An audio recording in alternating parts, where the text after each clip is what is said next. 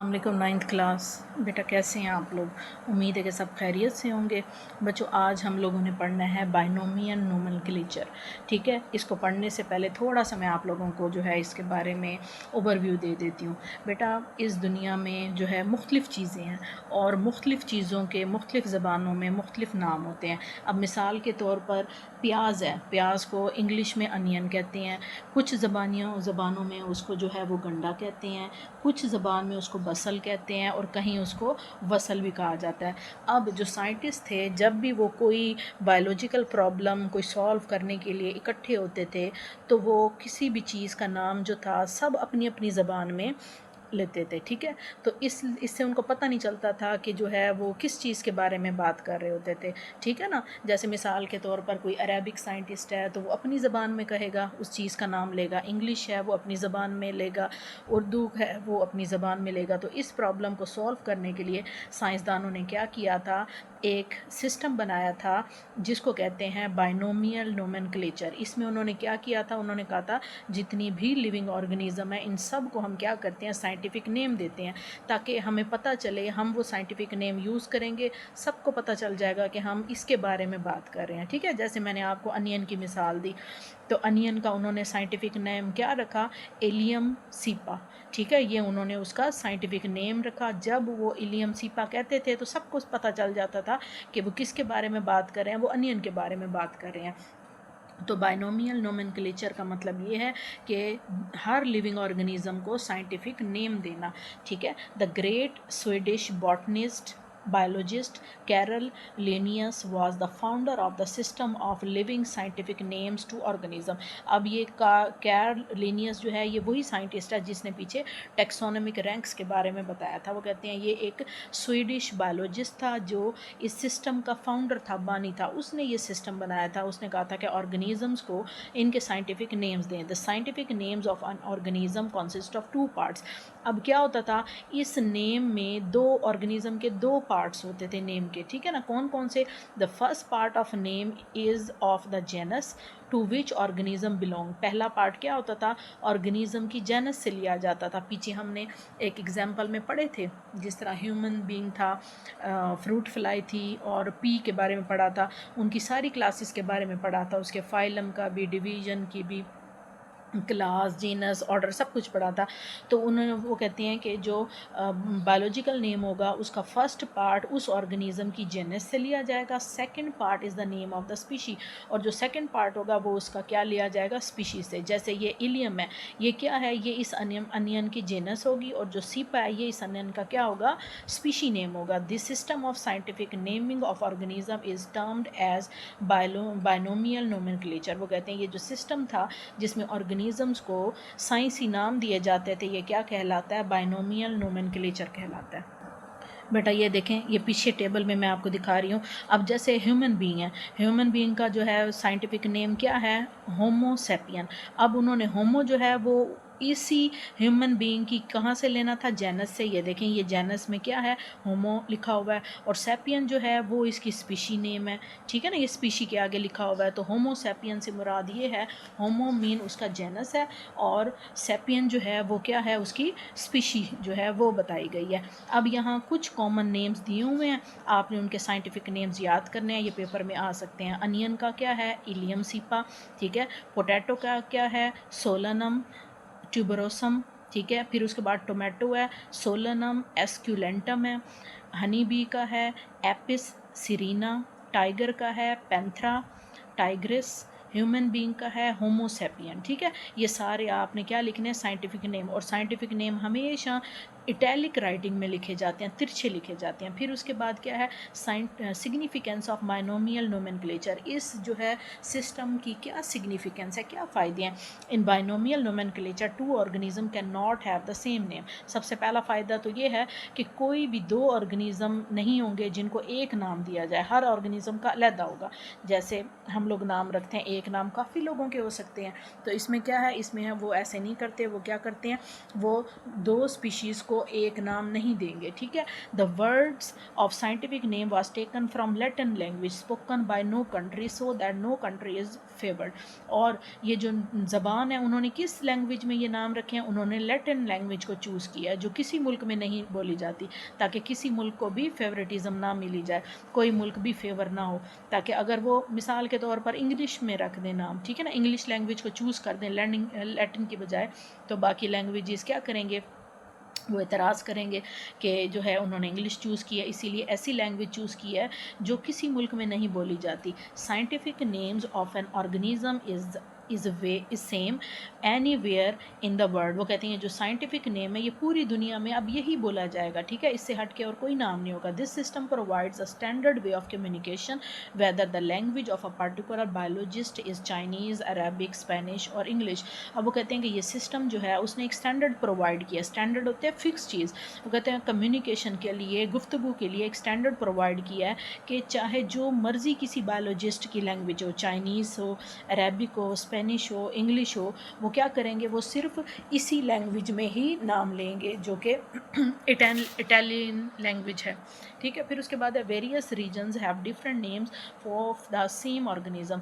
मुख्तलिफ इलाकों में सेम ऑर्गेनिजम्स के क्या क्या होते हैं, डिफरेंट नेम्स होते हैं। For example common name of onion in Urdu is pyaz, but in different regions of Pakistan is also name as ganda, basal और wasal. In other countries it has other sets of name, ठीक है। वो कहते हैं कि जैसे पाकिस्तान में उर्दू लैंग्वेज में अनियन को प्याज कहा जाता है, जबकि पाकिस्तान के बहुत सारे इलाके हैं जहाँ उसे गंडा भी कहा जाता है, बसल भी कहा जाता है और वसल भी कहा जाता है, ठीक है। ये उर्दू, सराइकी, पंजाबी, इस तरह। इन अदर दूसरे ममालिक में वो कहता है इनके और नामों के भी सेट हो सकते हैं, ठीक है ना, जैसे इंडिया में इसके और नाम होंगे। इन सम केसेस, कुछ केसेस में several different organism are called by the same common name. बहुत सारे ऑर्गेनिज्म ऐसे हैं जिनको कॉमन नेम से भी बुलाया जाता है। वो उसकी क्या मिसाल है, उसकी मिसाल है ब्लू बेल। अब ब्लू कलर है और बेल क्या है, घंटी की शेप है। Is used for dozens of plant, dozen का मतलब है दर्जनों प्लांट्स को ये नाम दिया जाता है। विद बेल शेप फ्लावर्स, जिनके फ्लावर्स की शेप बेल की तरह थी, उन सब को उन्होंने यही नाम दे दिया था, ठीक है। तो ये क्या हो गया, बहुत दर्जनों प्लांट्स के नाम है, तो ये तो कोई बात ना हुई। Similarly black bird is use for crow as well as for raven, ठीक है। अब ब्लैक बर्ड जो है वो क्रो के लिए भी यूज़ कर सकते हैं, और रावण, रावण क्या होता है, दुश्मन, एनिमी, ठीक है। फिर उसके बाद है common names have no scientific basis. जो कॉमन नेम होते हैं, जैसे ये ऊपर मैंने कॉमन नेम बताए आपको, ठीक है, इसकी कोई साइंटिफिक बेस नहीं होती। For example a fish is a vertebrate. अब फिश क्या है, ये कॉमन नेम है। फिश वो कहते हैं एक वर्टिब्रेट एनिमल है। वर्टिब्रेट एनिमल मैंने आपको बताया ऐसा एनिमल होता है जिसमें क्या, रीढ़ की हड्डी पाई जाती है, with a backbone, fins and gills. कौन सा वर्टिब्रेट है, जिसमें बैकबोन है, रीढ़ की हड्डी है, फिन्स है, फिन्स पर होते हैं जिससे वो क्या करती है, स्विम करती है। और गिल्स, गिल्स क्या होते हैं, उसकी गर्दन जो होती है उसके साथ ये 3-4 इस तरह गिल्स बने हुए होते हैं, ठीक है। इन गिल्स से वो क्या करती है, सांस लेती है। But several common names of silverfish, crayfish, jellyfish and starfish do not fit to the true definition of fish। वो कहते हैं कुछ बहुत सारी फिशेस ऐसे हैं, जैसे ये सिल्वर फिश है, क्रे फिश है, जेली फिश है, स्टार फिश है, इनमें कोई फ़िश जैसी जो है वो डेफिनेशन नहीं है। ये फ़िश की डेफिनेशन पर पूरा नहीं उतरती, लेकिन फिर भी क्या किया होगा, इनके साथ फ़िश लगाया होगा, ठीक है। तो यही बताता है कि कॉमन नेम्स जो हैं उसकी कोई साइंटिफिक बेस नहीं होती, वो किसी भी बुनियाद पर रख देते हैं। फिर उसके बाद है रूल्स ऑफ बायनोमियल नोमेनक्लेचर। ये बहुत इंपॉर्टेंट क्वेश्चन है, ये बोर्ड के पेपरों में आ जाता है, ठीक है, ये आ भी सकता है। वो बायनोमियल नोमेनक्लेचर के क्या रूल्स हैं, आपने किस रूल्स के तहत जो है इनको हम नाम देते हैं। The scientific naming of an organism is done in accordance with some international rule. वो कहते हैं किसी भी ऑर्गेनिज्म का साइंटिफिक नेम देना है तो उसको ये इंटरनेशनल रूल, बैनुल-अक़वामी रूल्स फॉलो करने पड़ेंगे। Some important rules of binomial nomenclature are, number 1 पे क्या है, for scientific naming words are taken from Latin language. ये मैं आपको बता चुकी हूँ। कि जो साइंटिफिक नेमिंग के लिए हम क्या करेंगे, वर्ड्स होंगे वो हमेशा लैटिन लैंग्वेज, जैसे उर्दू एक लैंग्वेज है तो लैटिन लातीनी ज़बान से वो लेंगे, ठीक है। Every scientific name has two parts, her scientific name के दो पार्ट्स होंगे। कौन कौन से? Genus name always comes from followed by the species name, पहला नाम जो होगा वो जीनस का होगा, जीनस से लेंगे उसी ऑर्गेनिज्म का, और दूसरा जो होगा वो स्पीशीज़ से होगा। जैसे मिसाल के तौर पर सोलनम ट्यूबरोसम है, ये पोटैटो का नेम है, सोलनम क्या है उसका जीनस है, ट्यूबरोसम क्या है वो उसकी स्पीशी नेम है, ठीक है।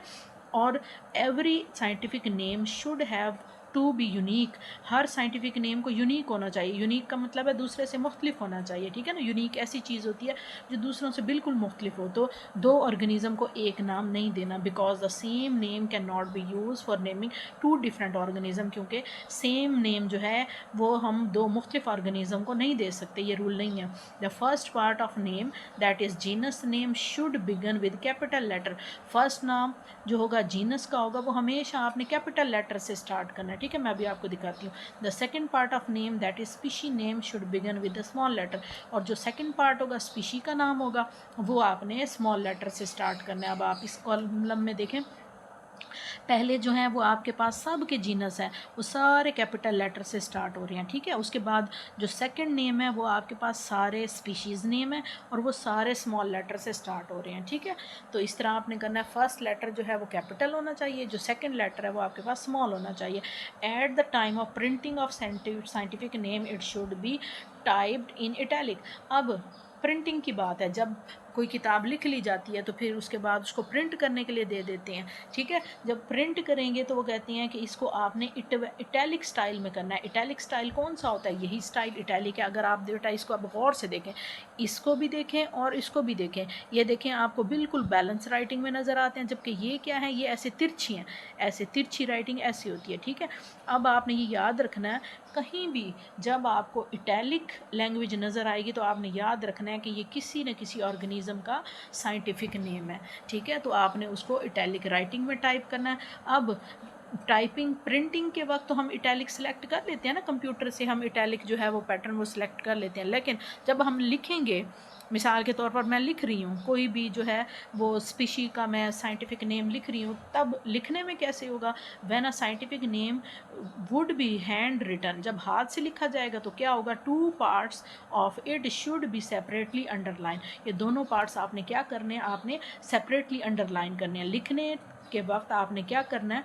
आपने कोई इटैलिक यूज़ नहीं करनी। जैसे मिसाल के तौर पर मैं ये लिख रही हूँ इलियम, उसके बाद है सीपा, CEPA सीपा, ठीक है। अब पहला लेटर मैंने बड़ा लिखा, ठीक है, और इसका लेटर मैंने स्मॉल लिखा, ये। अब आपने क्या करना है? इसको भी अंडरलाइन करना है, इसको भी अंडरलाइन करना है, ये सही तरीका है। अगर आपने इस तरह भी दोनों को इकट्ठा अंडरलाइन कर लिया तो ये तरीका गलत हो जाएगा। आपने क्या करना है? इसको अलहदा अंडरलाइन करना है, इसको आपने अलहदा अंडरलाइन करना है, ठीक है। तो ये आपका जो है सेकंड चैप्टर जो है वो भी ख़त्म हो गया। इसके बाद हम इसकी एक्सरसाइज करेंगे और उसके बाद फिर हम थर्ड चैप्टर स्टार्ट करेंगे इंशाल्लाह। पूरी बायोलॉजी जो है वो एक एक हम चैप्टर बहुत अच्छे से तफसील से पढ़ेंगे। उम्मीद है कि आपको जो है वो समझ आ रही होगी। अगर आपको जो है समझ आ रही है तो आप अपने दोस्तों के साथ इसको शेयर करें, वीडियो को लाइक करें और चैनल को ज़रूर सब्सक्राइब करें, ठीक है बेटा। अगर कोई भी कन्फ्यूजन है तो फिर आप कमेंट बॉक्स में मैसेज कर सकते हैं। अल्लाह हाफ़िज़।